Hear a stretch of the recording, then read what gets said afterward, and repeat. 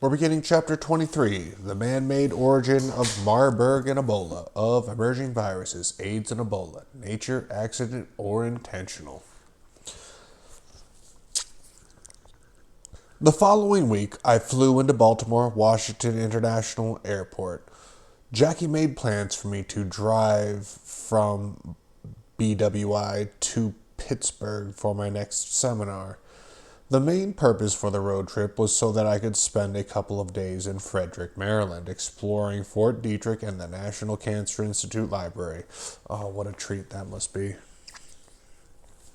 Arriving on the morning of April 4th, 1995, I stopped to photograph its mildly intimidating gate. Then I drove right past an unsecured checkpoint. I circled the complex. That's what we're talking about. And then I drove past an unsecured checkpoint. As I circled the complex, the fort teemed with activity as construction crews and researchers bustled out. Several new buildings were going up, including the library annex. The National Cancer Institute certainly appears to be immune to the real estate recession, I mused. The National Cancer Institute's new library seemed modest compared to all the others I had visited in the previous months. The floor area, about 2,000 square feet, supported by typical library fixtures. I immediately approached two librarians who were conversing quietly at their station behind the main checkout counter. "Excuse me," I said, politely. "I wonder if you have a series of National Cancer Institute publications dating to the early 1970s entitled the Special Virus Cancer Program Progress Reports?" "Have you tried the computer?" I quipped the senior staffer. "Thanks a lot. I'll do just that. Please forgive my ignorance," I thought. I turned, took 3 steps back to an open monitor and keyboard, and in the subject field entered the word Special Virus Cancer Program, SVCP. The computer immediately provided a list of Special Virus Cancer Program special technical publications. All right, I thought, excited by the possibility of finding something new. Quickly highlighting the first entry, I pressed the enter key. To my absolute amazement, the computer responded. "Your search for the title Special Virus Cancer Program SVCP Special Technician Publication is not used in the library's catalog." What? I can't believe that, I thought. The publication documenting the earliest efforts of the National Cancer Institute's war on cancer is not here. No way. I returned to the previous field, selected the second listing, Special Virus Cancer Program, Special Technical Publication, American Society for TX, Texas, and pressed enter. The computer, without pause, returned, "Your search for the title Special Virus Cancer Program, SVCP, Special Technical Publication, is not used in this library's catalog." Oh, come on. I repeated the effort several times, going down the list of SVCP Special Technical Publications that had obviously been written by the National Cancer Institute staff. They were all apparently removed from the National Cancer Institute's library catalog. Then I called the senior librarian over to the computer and demonstrated the problem. "I guess we just don't have any of them," she defended. "But if you think the books are something we should have, you can file out a special requisition form and we'll get them." "Thanks, but I'm only going to be in town for a couple of days," I said. I walked away amazed that these documents, perhaps the most important and revealing in the history of the National Cancer Institute, had been apparently pulled from the library's shelves. Bridging the blood barrier. Bridging the blood barrier. Other revealing documents had not been made classified, and my trip to Fort Detrick was ultimately worth the effort. As I searched shelf by shelf and title by title, I found 4 final pieces of the origin of AIDS, Ebola, and Marburg puzzles. The first was published in Research Animals and Medicine. The National Heart and Lung Institute of the National Institute of Health had invited New York University School of Medicine researcher Dr. J. Moore Janowski to present a paper entitled Blood Groups of Apes and Monkeys, Human and Simian Types. During her presentation, she acknowledged that she and Dr. Alexander S. Weiner from New York University Medical Center had helped establish the Laboratory for Experimental Medicine and Surgery in Primates in New York. Together, they gained access to animals, simian monkeys maintained by the U.S. Air Force and by some of the primate centers, most exclusively Littleton Bionetics. The New York University Medical Center researcher described the research that set the stage for the use of monkey blood for human vaccine trials. She then called attention to Dr. Weiner's groundbreaking simian monkey experiments, which led to his epoch-making discovery of the Rh factor. Her work with Weiner was explained this way.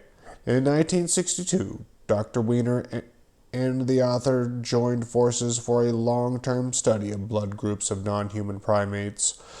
The results obtained during the first phase of our research program led us to establish the concept of human type, simian type, and cross-immune type blood groups in primates, including man. The definition of these 3 categories, at which we arrived in 1964, has been most conducive for planning and advancement of further research. Their work had paved the way for human and monkey blood typing and cross-matching experiments designed to give researchers and physicians advice on which monkey blood types might be compatible with human blood types, she concluded. The information accumulated through our work during the last decade has resulted, among others, in the increased use of primate animals in experimental surgery requiring blood transfusion and priming of the heart-lung machine. All chimpanzees and baboons used as organ donors for human patients throughout the world since 1964, as well as most of the primate animals used in cross-circulation of patients in hepatic failure, have been tested in our laboratory. Though these researchers' efforts are not suspect, since they had nothing to do with the viral experiments conducted by their New York University Medical Center colleagues and other bioweapons contractors at Merck and the National Cancer Institute and Littleton Bionetics. Their work established the precedent upon which all other researchers depend.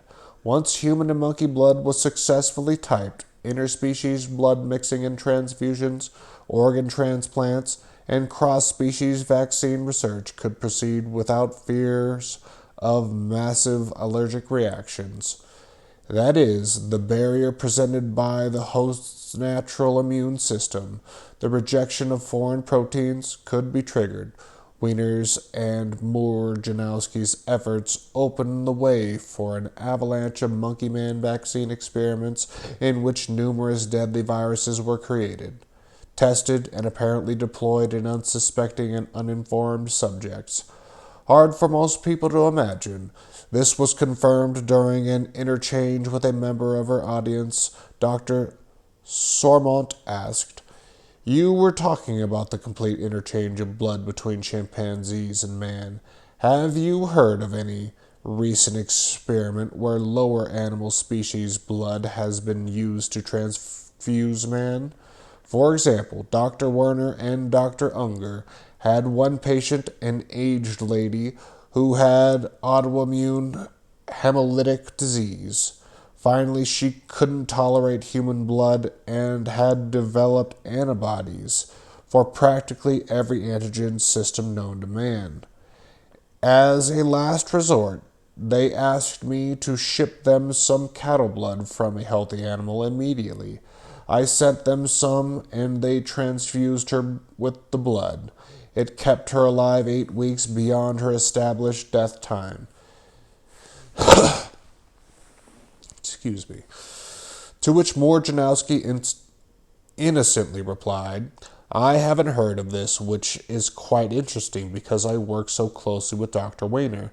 In light of what is being done now with non-human primates, I think this should be published. More Littleton Bionetics Hazelton monkey business. When I linked Morjanowski's source of simian monkeys to information on monkeys suppliers provided by Dr. Fine and Arthur during a 1980 Cold Spring Harbor symposium, it became even more obvious that Littleton Bionetics Incorporated was the principal exporter of monkeys throughout the world for military and industrial research. Figure 23.2, where is that? Right here. Pause, you know the drill. Pause, search it over.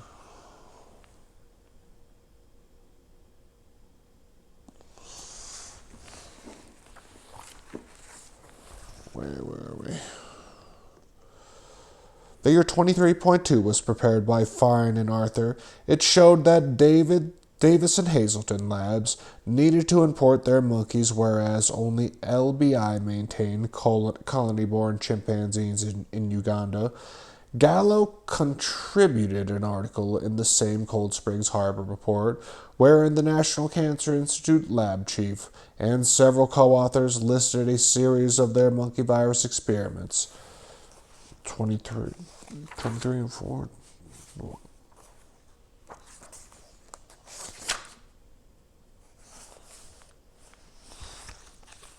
23.4 is right here. Here's another one.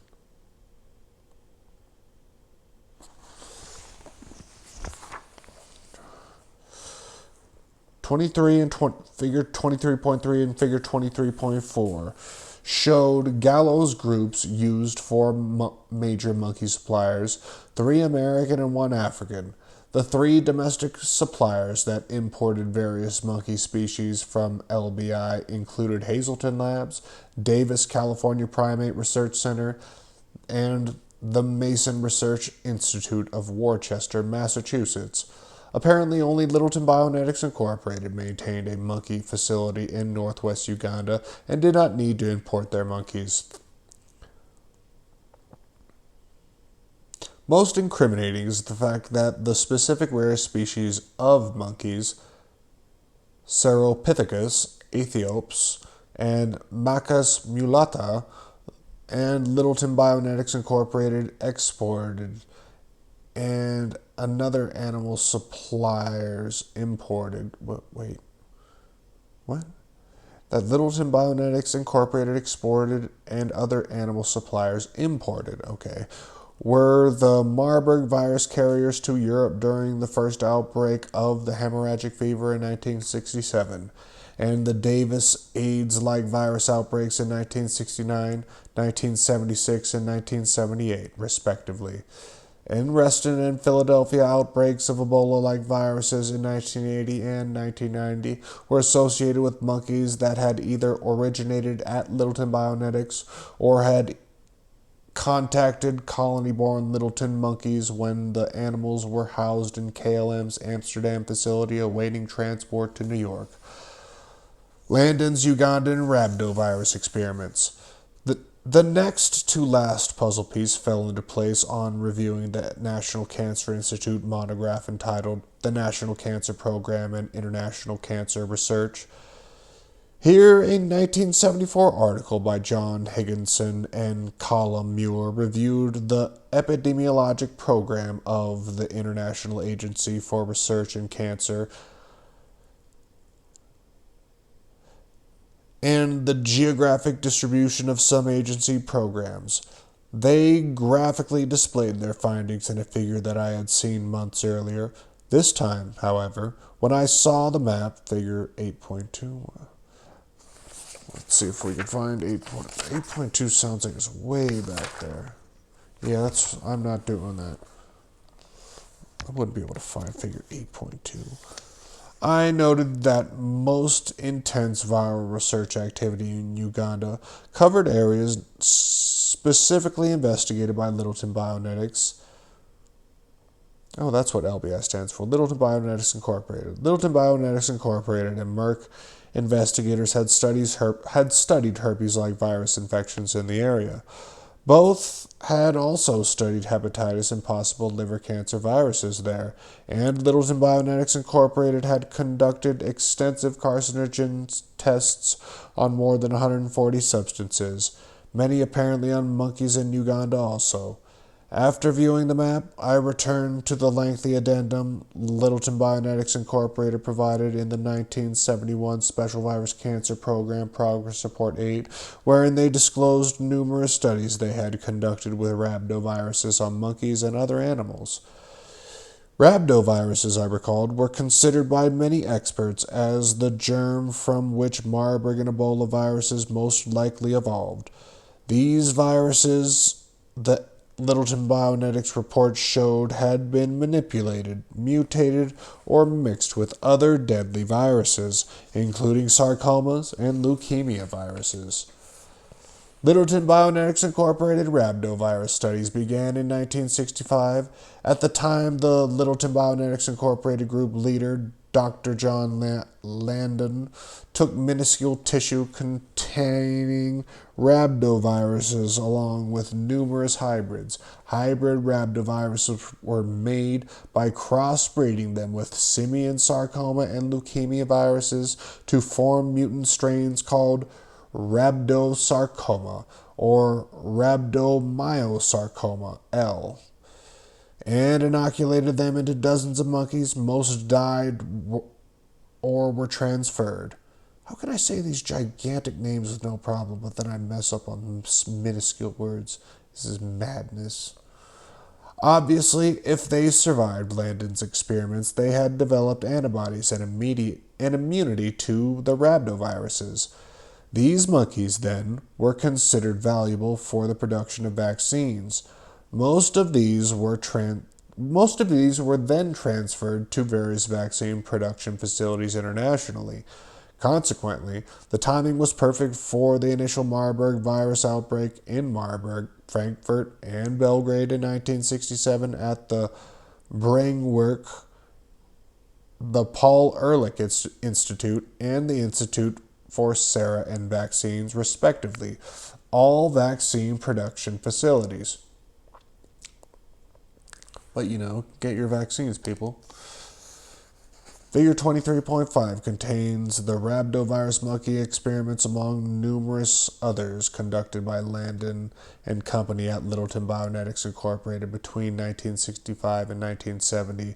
Details regarding the broad array inoculated materials and viruses used by Littleton Bionetics Incorporated and National Cancer Institute researchers on monkeys are provided. What was 23.5? 23.5, 23.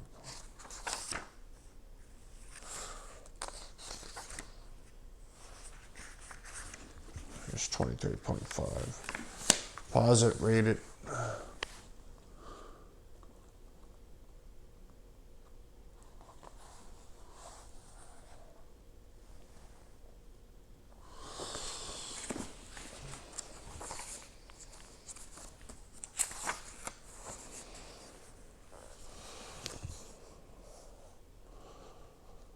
Uh-oh.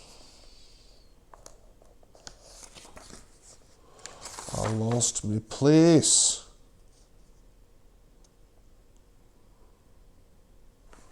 Oh, wait, here we go.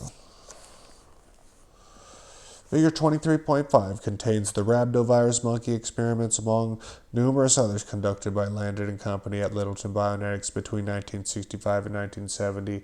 Details regarding the broad array of inoculated materials and viruses used by Littleton Bionetics Incorporated and National Cancer Institute researchers on monkeys are provided. Considering the MK in MK Naomi, the Littleton Bionetics addendum also provided a possible link to the CIA biological weapons testing project MK Naomi. In this summary of studies, the first entry was titled BFKMRS August October 65 and March 1966.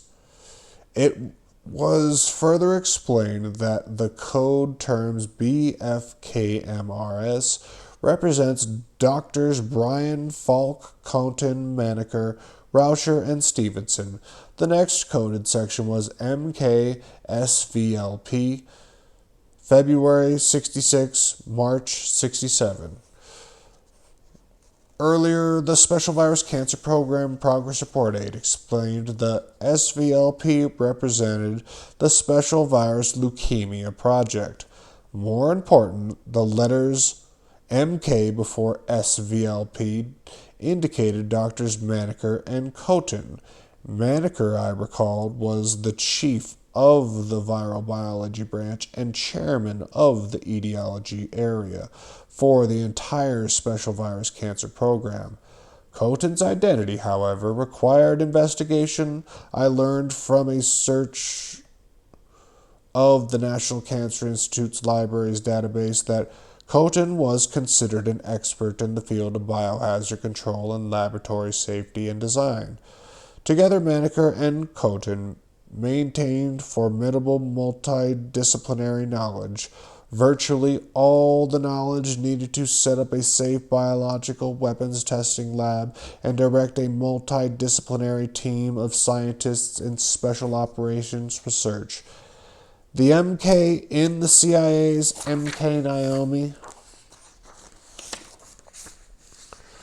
was therefore very possible a code identifying principal investigators Maneker and Coton. I still had no idea who or what Naomi might be. The man-made origins of AIDS, Ebola, and Marburg. Finally, I stumbled on expert testimony that the only time a simian monkey virus presents a danger to humans is when it has contaminated a vaccine and then is injected during a vaccination. And the Marburg and Ebola hemorrhagic viruses were man-made. These statements came from two of the world's leading experts in simian monkey virology, Dr. Seymour Coulter and Robert Whitney. Coulter, the doctor charged with diagnosing new viruses emerging from National Cancer Institute-supported laboratories, and whose research was instrumental in determining the search for the Marburg agent, had been clouded by the CDC's bogus United States antigen, made his irrelevant comments during a Frederick Cancer Research Center symposium. His testimony was entered into the official record entitled Biohazard and Zoonotic Problems of Primate Procurement, Quarantine and Research, Proceedings of a Cancer Research Safety Symposium. The event, held on March 19, 1975, soon after the second Marburg virus outbreak in South Africa, brought America's leading laboratory animal science directors together to discuss the issues. Participants included Alfred Hellman from the National Cancer Institute's Office Biohazard and Environmental Control Branch, Peter Jerome from Tulane University's Delta Regional Primate Research Center, Elizabeth Muchmore, a colleague of Krugman and Moore-Janowski, from the Laboratory for Experimental Medicine and Surgery in Primates at the New York University Medical Center, David Valerio from Hazleton Laboratories, and Robert Whitney, a veteran from the Division of Research Services of the National Institute of Health. Whitney prompted Coulter's comments following his presentation on important primate disease, biohazards, and zoonosis. Whitney stated that simian hemorrhagic fever is Simian hemorrhagic fever is a sporadically occurring viral disease that has caused high mortality in large colonies of rhesus monkeys. The agent is a small RNA virus as opposed to much larger Marburg and Ebola viruses that multiplies within the cytoplasm. This, as well as many other diseases, dictates the need for separation of species of non-human primates.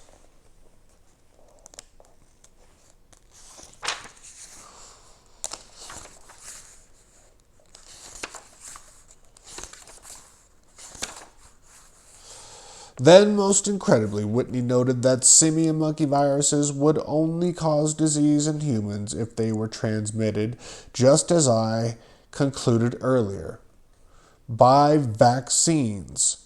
There are viruses which naturally occur in apes and monkeys which are apparently non-pathogenic, but might cause diseases in human beings by being transmitted in biologics vaccines manufactured from non-human primate monkey tissues. An example of this is the SV40 virus from Mackay kidney cells. It must have been administered to thousands of humans in poliovirus vaccine. Fortunately, there were no undesirable effects recorded or reported, of course, in man, but it causes sarcoma in newborn hamsters. The term SV40 refers to simian virus 40 of the simian virus series introduced to Hull and his collaborators in 1956. This series, Whitney showed a slide for the group, is a list of the many simian viruses recovered from monkey kidneys or stools in the course of research on the poliomyelitis and other diseases.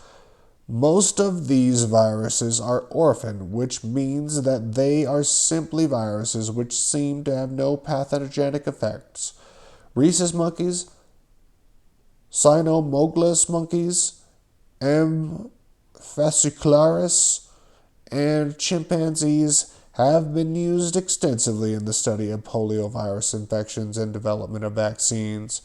Inoculation of the agents by parental route is necessary to establish infection in rhesus monkeys, cynomolgus monkeys, emphasis added. Wait a minute. Rhesus monkeys, cynomolgus monkeys, and chimpanzees have been used extensively in the study of poliovirus infections and development of vaccines. Inoculation by the agents by parental route is necessary to establish infection in rhesus and cynomolgus monkeys. Okay. Following brief statements about polio and rabies, Whitney explored the 1975 Marburg virus outbreak. Marburg virus disease is also known as green monkey's disease and vervet monkey disease. It was first reported in humans in Europe in 1967. A total of 31 human cases occurred in the outbreaks, and death resulted in 7 cases. 25 of these cases occurred in humans who were working in laboratories that utilized green monkey tissue for vaccine production. No cases were reported in personnel working with the live monkeys. Apparently, all the monkeys were sacrificed. Whether the animals were sick or if they had lesions was never determined, as necropsies were not performed nor were detailed records maintained. This was obviously quite suspicious given the panic that ensued and the immediate WHO and CDC intervention studies on these human cases and on additional monkeys demonstrated that the diseases were caused by an extremely large cylindrical-shaped virus.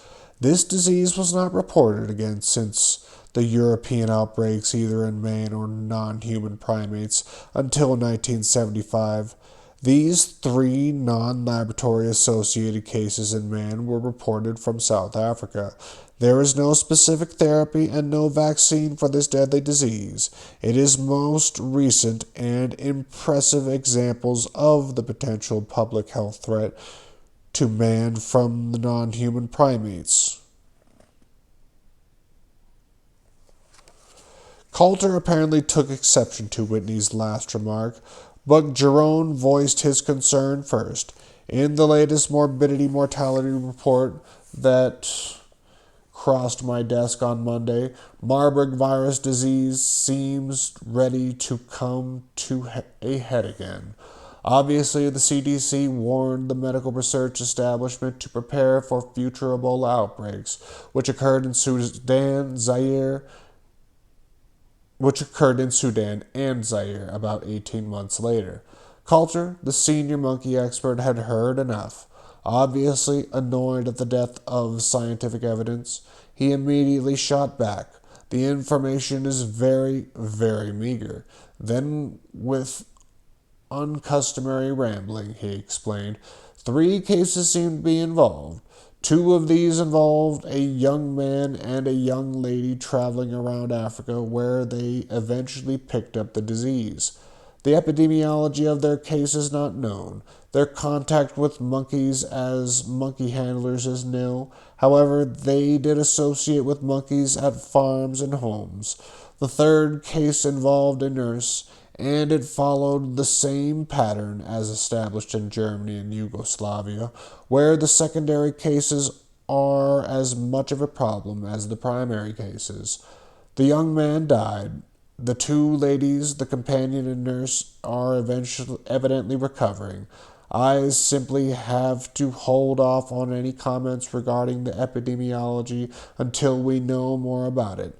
But monkeys have not been excluded, or for that matter, he obviously thought, included definitely. Then, doing what he said he had to hold off, apparently he couldn't help commenting, for the sake of completeness, we might mention 1 or 2 other points that are important to the total picture. I'll address myself principally to some of the viral diseases. We just referred to Marburg. I believe simian hemorrhagic fever is important. It appears to be a man-made disease. Undoubtedly, Coulter's words stunned many in the audience. Without pause, he had in essence insinuated the simian hemorrhagic fever RNA had been experimentally transfused into the larger Marburg cylinder and now was infecting humans. Having said what he feared best not be said, he quickly added as an off-the-cuff example, tattooing has been important in the epidemiology of outbreaks of tuberculosis in the States, Soviet Union, and in England. He then changed tacks again and rambled on at length about a variety of viruses, monkeys, and dreaded diseases. Hellman's rebuttal, few words were said following Coulter's heretical remarks. Few words were said about following Coulter's heretical remarks. His wasn't a hard act to follow by any means, but mostly of an audience that sat speechless. The tentative silence was finally broken by Alfred Helleman from the National Cancer Institute, in an obvious effort to break the tension and fortify the Institute's politically correct theory of Marburg's evolution from the ape. Helleman said, "Into regards what Cy Coulter was saying about the RNA tumor viruses, reports have appeared in recent newspaper articles, for example, the New York Times, on the isolation of a virus from a woman with myelogenous leukemia. Thus far, the immunology and some of the hybridization biochemistry data on this virus would suggest that it has some reason, if not a lot of relation, with the woolly and gibbon agents which cause a malignancy in these animals. Apparently, at least from the data, it appears that the gibbon ape liposarcoma virus probably is transmittable horizontally. I believe one should be aware of this and concerned about the possible relationship of these agents with that isolated from a human. Why might Helleman have defended the establishment's untenable theory that Marburg and other monkey viruses could readily transmit their infections horizontally to humans? As mentioned earlier, the Special Virus Cancer Program Progress Report 8 identified Hellerman as the chairman of the National Cancer Institute's section on biohazards, control, and containment. He was also executive project officer for the National Cancer Institute in their effort to test aerosol properties and potentially oncogenic viruses with the Navy. Hellerman oversaw the Naval Biomedical Research Lab studies in which viruses were spread through the air in an effort to study virus-host interaction, considering both the hazard to humans and animals and the potential for cross-contamination. These studies, similar to what had been conducted on the USS Coral Sea and the USS F.D. Bailey in 1950, were apparently a follow-up to the studies conducted by the Special Operations Division of the Army in cooperation with the Navy and the CIA. This time, in 1971, instead of exposing unwitting servicemen to aerosols containing relatively mild Serrata, marcanescens, and Bacillus globigi bacteria, humans and animals were exposed to carcinogenic viruses. In these reports, Hellerman and his colleagues wisely chose to keep the identity of their humans and animal test subjects classified. And we will do Chapter 24, Ebola, Kikwit, and the Solan Hot Zone Plague Connection tomorrow. There was a lot of pages skipped, mainly because they're like this, and all the text describes what this data means, so I'm not going to bore you with that. I already do that enough as it is. Until next time.